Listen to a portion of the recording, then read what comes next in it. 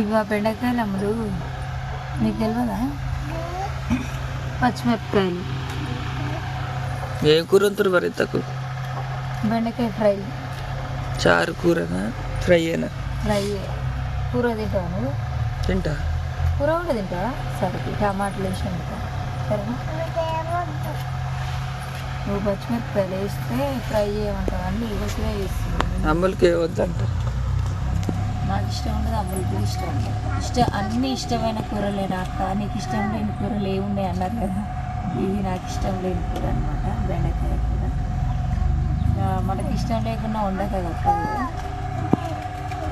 ఏం తీసేయాలి? వద్దు తీయద్దు మరి, దాన్ని ఖరాబ్ అవుతుంది. చిన్న అమ్ములు అలిగింది.